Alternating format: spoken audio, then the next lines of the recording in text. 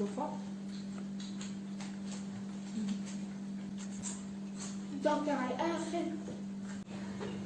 السلام عليكم ورحمة الله وبركاته، كيف حالكم يا أحلى عائلة؟ اليوم حنعمل طريقة الكريب المالح بحشوة كتير زاكية وإن شاء الله رح تعجبكم. وكمان مش بس حنعملها، كمان حنتحدى بعض أنا ومحمود، حنشوف مين حيفوز، وخليكم معنا عشان تشوفوا كيف طريقة الكريب المالح. طريقة كتير تحفة وزاكية إن شاء الله تعجبكم، وشوفوا مين فاز بالتحدي، أنا ولا محمود. خليكم معنا هلا نعمل وقبل ما نفوت على الفيديو أتمنى الاشتراك بالضغط على كلمة اشتراك أسفل الفيديو، وإذا عجبكم الفيديو اضغطوا لايك. وأحلى تحية لأحلى متابعة إيريام، يا رب أكون حكيته صح. حبيبتي منوراني دايما. خلينا نفوت على الفيديو. أول مرة أعمل الكريب المالح بس كتير طلع زاكي، عن جد بتمنى الكل يجربه لأنه كتير كتير طيب. الحشوة حتكون صدر دجاج وفلفلة وبصل وجبنة وبهار دجاج وبابريكا. أما الكريب حيكون عبارة عن حليب وطحين وبيضة وملح وفلفل أسمر ومعلقتين تقريبا زبدة أو ربع قالب زبدة. هلقيت حنبدأ في حشوة الدجاج عشان قبل ما تستوي بنكون عاملين الكريب. حنحط عليها البهارات زي ما قلنا، بهار دجاج وبابريكا وملح وفلفل أسمر.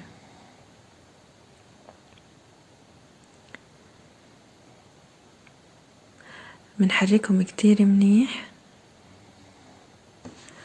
اللي لسه مش حاطط لايك أتمنى يحط لايك، حطوا لايك يا جماعة، حطوا لايك مش رح تخسروا إشي.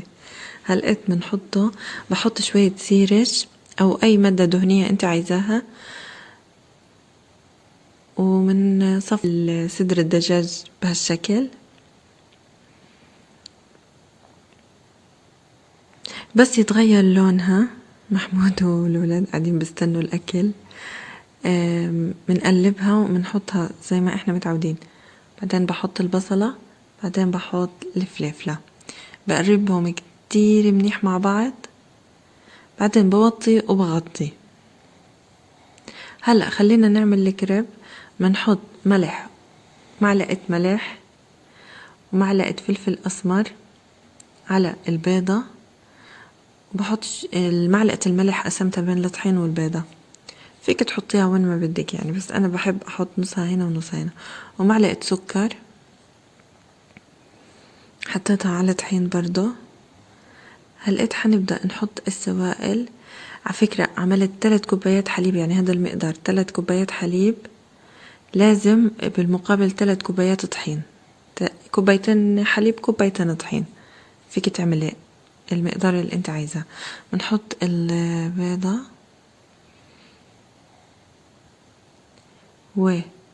والزبدة، ممكن تستخدمي معلقتين سيرج بدل الزبدة، معلقة خل أبيض طعام. وهلأ بنحط الطحين زي ما حكينا 3 كوبايات حليب بالمقابل 3 كوبايات طحين، الكوباية يكون نفس المقاس. بنحطه بالتدريج والخلاط شغال، ممكن تعمليه بإيدك يعني بالمضرب اليدوي. هلأ بصفيه، منخف انه يكون فيه اي كتلة مش مطحونة منيح، بس الحمد لله طلع كتير كتير منيح. هذا فلفل اسمر اللي طلع على الوجه. بحمق الطاوة، ما يكونش حامي كتير بس ما يكونش بارد كمان، يعني يكون اخذ شوية دفاوة. بنحطه بهالشكل. طبعا اول وحدة لسه مش عارفين، هتاخد مغرفة مغرفتين حسب الطاوة. بهالطريقة بتسويه. اول وحدة لازم يطلع منظرها شوية زي ما انتو شايفين، بعدين اكتشفت الاكبر لازم تاخد مغرفتين. هلأ منقلبها لما يبدأ يتغير لونها او يطلع شوية حمار عليها، بتكون هي هيك استوت بالضبط، هيك طلعنا. هلأ حنحط كمان زي ما قلت مغرفتين عشان تطلع كبيرة. طبعا فيك تعمل الحجم اللي انت عايزاه، هلأ بنقلبها. إذا كان عندك الطبق قديم فيك تدهنيه زيت سيرج، أي اللي أنت عايزاه عشان ما يلزقش. بس أنا عندي الطواي جداد وتيفال من النوع اللي بلزقش فيها، فمحتاجتش إني أدهن إشي. فعشان هيك أيوه هيك تقريبا استوى من أول ما سامي مصمم أعمل هاي الحركة قدامكم، مش عارفة ليش. هلأ بدنا نحشي الكريب. بعد ما خلصته، طبعا خلصت كل الكريب، لازم تحطي زبدة بهالشكل. دهنته زبدة، سخنته وحطيت دهنته زبدة، لأني بعد ما أحشيه لازم كمان أحمره أدي وجه. منها بتسيح الجبنة ومنها بيدي لون وقرمشة خفيفة كتير زاكية. شايفين كيف بقولكوا رفيع، بس إشي طلع معي صغير لأن استخدمت طاوة صغير، وإشي كبير رقيق وطري وفيك تتحكمي فيه بجد. طريقة كتير ذكية. حطيت مايونيز، فيك تستخدمي كاتشب، مايونيز، خردل، اللي انت عايزاه. والحشوة ممكن بطاطا وكاتشب، الحشوة ممكن بطاطا وجبنة، ممكن اي حشوة انت عايزاها، جبنة فيتا مع زيتون، كله زاكي بجد. يعني مش ضروري صدر دجاج، اي نوع انت حباها ممكن تعمليه. سكرناه بهالطريقة. طبعا الكريب الكبير زبط معي انه يطلع مثلث بهالشكل، بس الكريب الصغير طبعا بيطلع المثلث صغير، فعملته مستطيل، اي شكل انت عايزاه.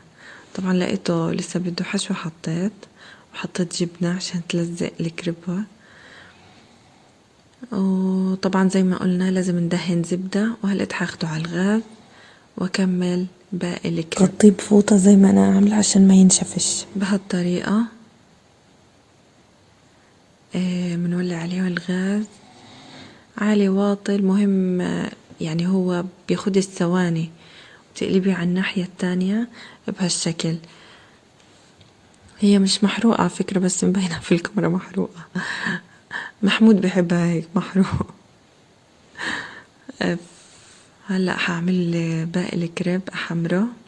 كتير كتير زاكي، جربوها.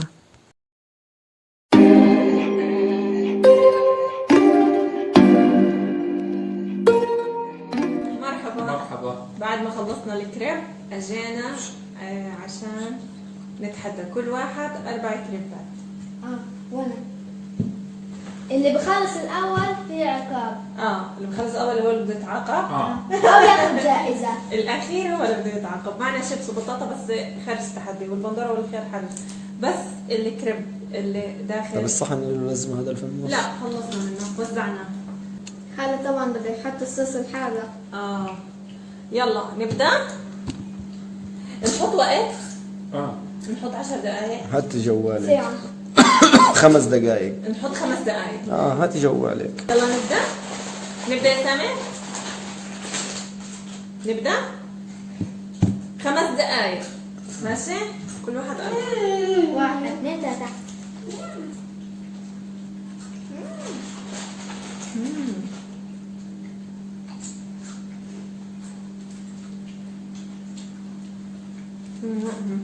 شوفوا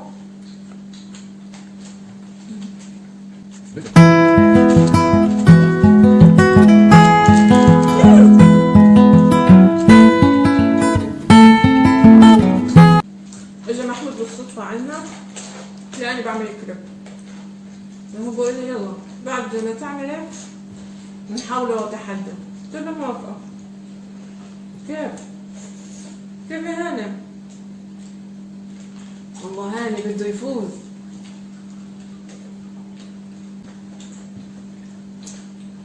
نعم جد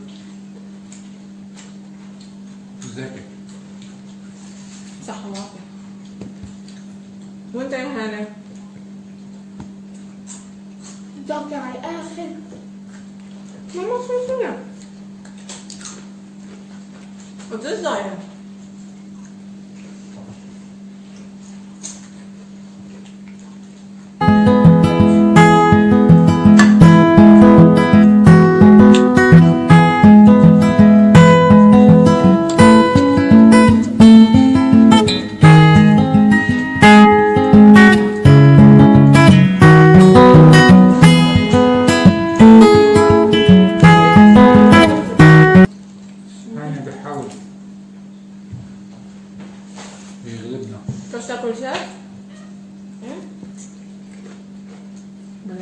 أعصابك. دكتور حاجة بس أفوت على خالي. دود ولا شيء بس يفوت عليك.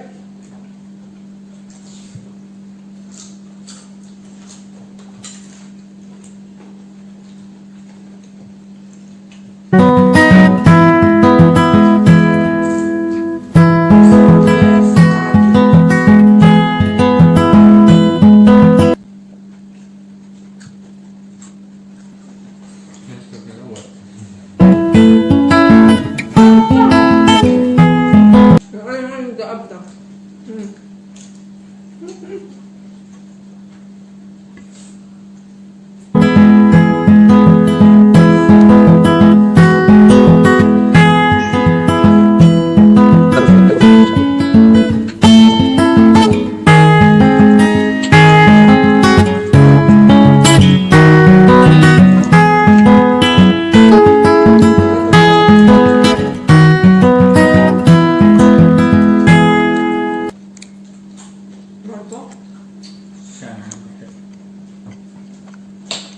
الكوري بحب أكثر. الكوري؟ في صوص كوري بحب كثير. تصحوا. تصحوري؟ لا كوري.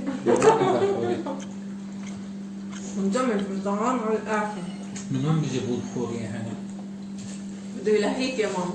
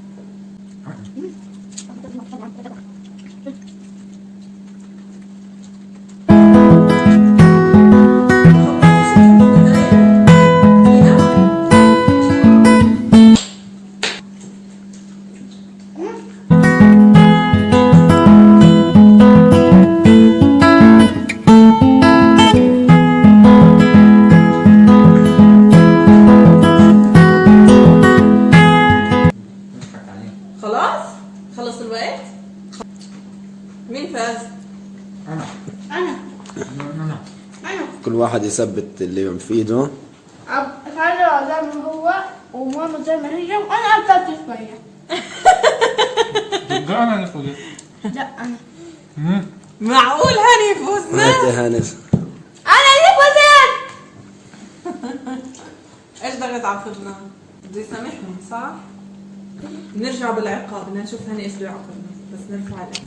ورجعنا بالعقاب بدي أعاقبهم وهم التنين رح يعطوني 5 شيكل وخلي يعني انا وياه 5 شيكل بس 5 شيكل 5 شكل واحدة مني أنا وياها. احنا أنا غنية 5 و5 5 و5 يعني 10. احنا غنية طيب انت غنية؟ ويا خالو خلي يعمل لي معكرونة بيتزا. شو بدك في حاله؟ ما هي انا بعمل لك اياها.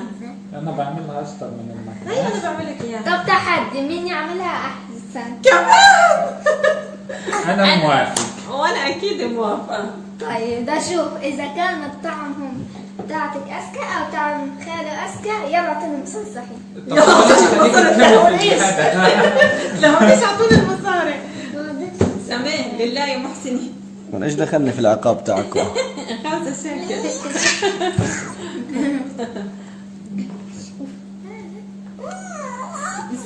نستعجل هاني. وأنا هاي 5 شيكل.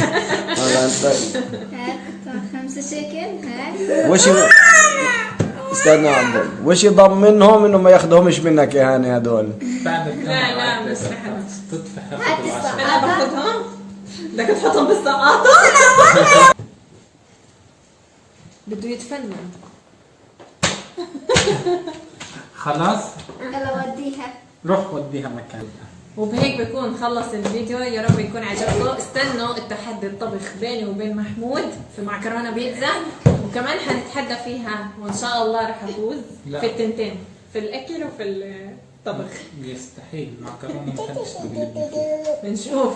خليكم في انتظار الفيديو، واذا عجبكم الفيديو اضغطوا لايك، واذا ما كنتوش مشتركين في القناه اتمنى تشتركوا بالضغط على كلمه اشتراك اسفل الفيديو. حطوا لايك واشتراك. حطوا لايك. دمتم بخير. في امان الله. مع السلامه.